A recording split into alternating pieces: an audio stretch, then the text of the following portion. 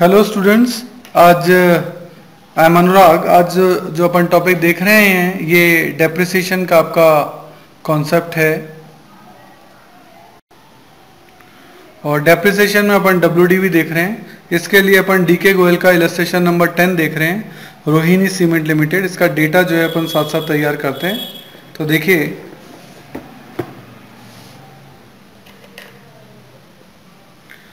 ये आपका illustration example number 10 DK Goyal का आपका टॉपिक है। एक टाइमलाइन जो है अपन खींच देते हैं। अब देखते हैं इन डेट्स पर हमारी क्या क्या परचेज या सेल जो है वो हुई है। Rohini cement limited purchase on 1 April 2003 ये प्लांट ऑफ 80,000। ईयर क्लोज हो रहा है, लास्ट लाइन में लिखा है 31 मार्च को। आपने खरीदा है 1 अप्रैल 2003 को। कितने का परचेज किया आपने परचेज किया 80,000 का। ठीक है। ऑन 1 जुलाई 2004 यानी यहाँ 1 जुलाई 2004 आपने क्या किया, एक परचेज एडिशनल प्लांट ऑफ 48,000 और परचेज किया। कितने का परचेज किया? 48,000 का। Then on 1 December 2005 1 December 2005 the plant purchase on 1 April 2003 ये वाला, उसको यहाँ आकर सेल कर दिया, was sold off for 42,000 and on the same date fresh plant was purchase at a cost of 75,000। और इसी डेट पर एक परचेज भी कर लिया 75,000 का। Depreciation is provided eight 10% per annum, 10% per annum on diminishing balance method, यानी वही WDV method. Every year accounts are closed each year on 31 March. Show the plant account for 3 years. ये आपका पूरा डेटा है। 3 साल का आपको अकाउंट बनाना है। तो एक तो 1 अप्रैल से 31 मार्च 1 ईयर, देन 1 अप्रैल 2004 से 2 ईयर, और देन ये आपका 3 ईयर। ये 3 सालों का अकाउंट बनाना है। अकाउंट हर साल 31 मार्च को क्लोज हो रहे हैं। ये आपका पूरा क्वेश्चन है।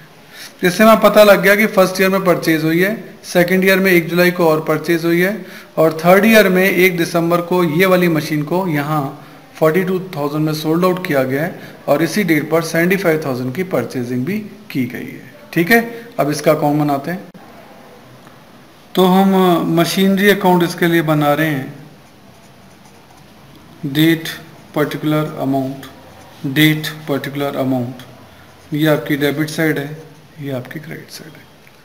सही है। तो देखिए, सबसे पहले आपने मशीनरी 1 अप्रैल को परचेज की है, तो ये 2003 चल रहा है और 1 अप्रैल है।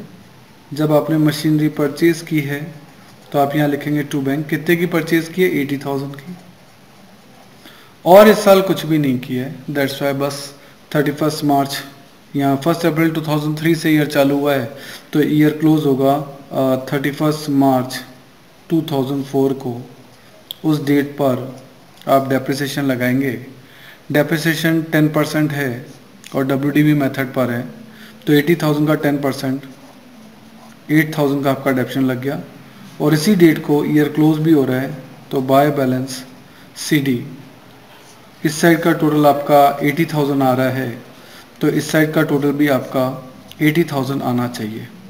दैट्स वाई 80 में से 8 गया, बैलेंस बच गया 72,000। सही है। ये पहला ईयर ख़त्म हो गया। नाउ यहाँ ये ईयर चालू हुआ था 1 अप्रैल 2003, तो ये ईयर चालू होगा 1 अप्रैल 2004। ये जो बैलेंस सीडी है ये अगले साल का टू बैलेंस बीडी बन जाएगा, ओपनिंग बैलेंस 72,000। अब ये साल सेकेंड ईयर चालू हुआ, इस साल भी एक और परचेज की गई। डेट है 1 जुलाई की।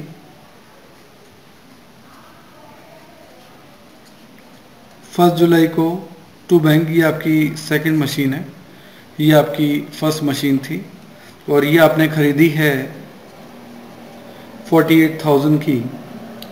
अब 31 मार्च 2005 को डेप्रिसिएशन लगेगा, क्योंकि ये ईयर ख़त्म हो रहा है अब यहाँ आकर, तो यहाँ डेप्रिसिएशन लगेगा। अब आपके मशीनें एक तो पहले से ही थी, एक और खरीद ली, तो यहाँ 2 मशीनें, तो ये 2 मशीनें आपके पास हैं, दोनों पे आपका डेप्रिसिएशन लगेगा। पहली मशीन आज की डेट में 72,000 की, तो उसका 10% 7200 लगेगा। ये WDV मेथड है। WDV मेथड ये कहता है कि डेबिट साइड में एसेट जितने की बची हुई है ना, उस पर डेप्शन लगेगा, जबकि फिक्स इंस्टॉलमेंट मेथड ये कहता था कि एसेट जितने में खरीदी गई है 80,000, डेप्शन उसका 10% निकलेगा। पर WDV में जो यहाँ डेबिट साइड में टू बैलेंस BD या टू बैंक करके जो मशीन लिखी है उस साल में, उसी पर डेप्शन लगेगा। तो 72,000 का 10%, यहाँ भी 48,000 का 10%, बट ये 1 जुलाई को खरीदी है, तो 1 जुलाई से लेकर 31 मार्च तक, यानी ये 9 मंथ्स का, यहाँ से लेके यहाँ तक 9 मंथ्स का ही डेप्शन लगेगा। तो ये 9 मंथ्स का कैलकुलेट करना पड़ेगा। तो 48,000 का 10% 9 मंथ्स के लिए ये आपका हो गया 3600। सही है। कैसे कैलकुलेट करेंगे?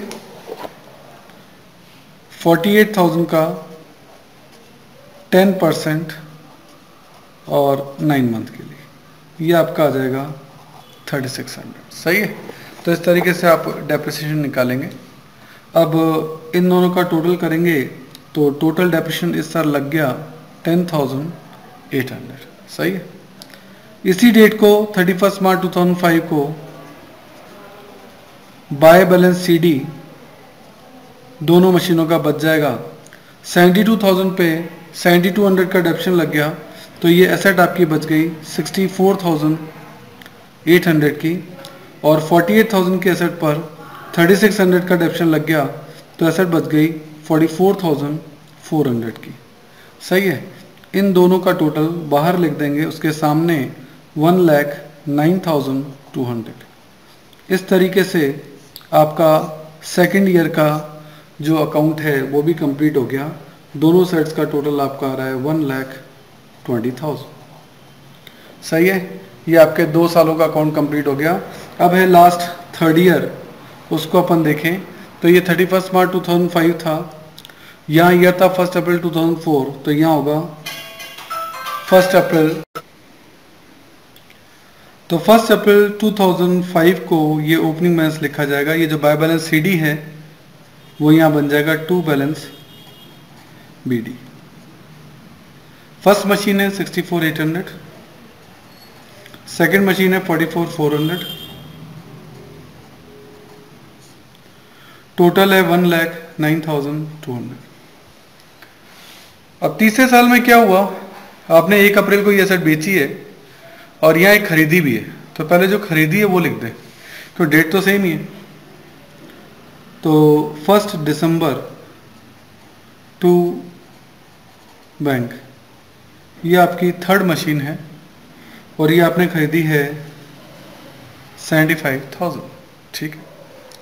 और यहाँ 1 दिसंबर को आपने ये वाली मशीन बेची भी है, और लेकिन आपने इस साल इतने महीने यहाँ से लेकर यहाँ तक इसको यूज़ भी तो किए, और 1 अप्रैल से लेकर 1 दिसंबर तक ये आपके होते हैं 8 मंथ्स, तो आपने 8 महीने इसको यूज़ भी किए हैं। तो 1 दिसंबर को आपने इसको बेचा बाय बैंक। कितने में बेचा है? यहाँ लिखा है कि आपने इसको 42,000 में बेचा है, तो 42,000। इसी डेट को हम यहाँ इस पर डेप्रिसिएशन भी लगा दें 8 मंथ्स का। एसेट्स थी साल के शुरू में 64,800 की, ये फर्स्ट वाली मशीन बेची है, तो 64,800 पर डेप्रिसिएशन लगना चाहिए। कैसे लगेगा? 64,800 का 10% 8 मंथ्स के लिए, परसेंट के नीचे अपॉन 100 आएगा, और जो महीने हैं उसके नीचे हमेशा 12 आएगा। तो इस तरीके से ये आपका डेप्शन निकल गया 4320। ठीक है। तो ये 8 मंथ्स का इस पर डेप्शन लग गया 4320। अब इस पर प्रॉफिट लॉस की कैलकुलेशन कर लेते हैं। वो कैसे होगा देखो, एसेट थी 64,800 की, उस पर डेप्शन लग गया 4320 का। देखें, कैलकुलेशन ऑफ प्रॉफिट और लॉस जो भी होगा देख लेंगे। 64,800 की आपकी चीज थी, उस पर 4320 का डेप्रिसिएशन लग गया, तो ये एसेट आज की डेट में है 60,480 की। लेस करने से, इतनी आज उसकी डेट बुक वैल्यू है और हमने उसको बेचा 42 में, यानी बुक वैल्यू से कम में बेचा है ना, तो आपको लॉस हो गया और ये लॉस हुआ 18,480 का। तो ये एक तरह से लॉस की कैलकुलेशन अपन ने की है, ठीक है ना। तो लॉस की कैलकुलेशन हुई 18,480। तो यहाँ लिखेंगे by statement of P&L loss हुआ आपको 18,480 का।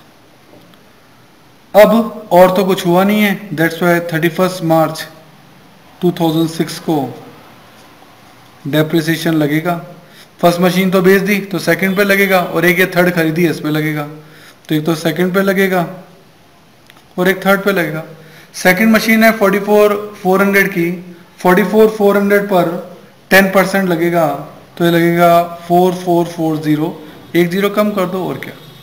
और एक ये 75,000 की एसेट खरीदी है, तो 75,000 की एसेट पे 1 दिसंबर से डेप्रिसिएशन लगेगा, क्योंकि आपने 1 दिसंबर को खरीदी है, तो 1 दिसंबर से लेके 31 मार्च 4 मंथ का डेप्रिसिएशन लगेगा। कितने पर? 75,000 की एसेट पर। तो 75,000 की एसेट है, इस पर 10% और कितने महीने का? 4 मंथ्स का, दैट इज 2500, ये आपका डेप्रिसिएशन लगेगा। तो थर्ड मशीन पर 2500 का डेप्रिसिएशन अपन ने कैलकुलेट कर लिया। टोटल डेप्रिसिएशन हुआ 6940 का।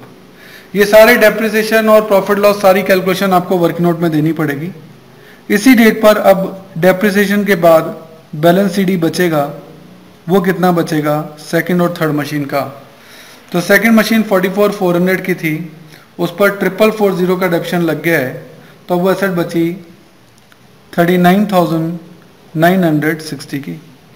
और थर्ड मशीन आपने 75,000 की खरीदी थी, उस पर 2500 का डेप्रिसिएशन लग गया है 4 महीने का, तो ये बचा 72,500। अब इसका टोटल आप बाहर लिख देंगे 1,12,460 का। इस तरह से अब ये दोनों साइडें आपकी बराबर आ जाएंगी, दैट इज 184,200, 184,200। तो ये जो बैलेंस CD है, फिर आपको अगले साल टू बैलेंस BD भी इसका दिखाना पड़ेगा। कई टीचर रिक्वायर्ड मानते हैं उसको कि बैलेंस CD है, अगले साल टू बैलेंस BD दिखाइए, और ये सारी वर्किंग नोट कैलकुलेशन सारी आपको दिखानी पड़ेगी। तो ये पूरा आपका मशीनरी अकाउंट है, और एसेट खरीदना, यहाँ डेप्रिसिएशन लग गया, CD BD बन गया, फिर खरीदी, फिर डेप्रिसिएशन लग गया, फिर CD बच गया, फिर CD BD बन गया, फिर खरीदी, यहाँ एक बेची भी है, बेची है तो फिर उस पर डेप्रिसिएशन भी पार्टली लगेगा, 8 महीने का ही लगा, कोई साल के बीच में ही बेच दी। और प्रॉफिट लॉस की कैलकुलेशन के लिए वर्किंग नोट भी बनाना पड़ेगा। फिर रिमेनिंग सेकंड और थर्ड, क्योंकि फर्स्ट तो बेच दी, तो सेकंड और थर्ड पर डेप्रिसिएशन भी लगेगा, और देन सेकंड एंड थर्ड का बैलेंस CD जो है वो कैरी ऑन भी होगा। इस तरीके से WDB मेथड का इलस्ट्रेशन जो है वो अपन ने किया है। बाकी ऐसे 2-3 इलस्ट्रेशन आप करेंगे तो आपको परफेक्शन अपने आप आएगा। Okay, thank you.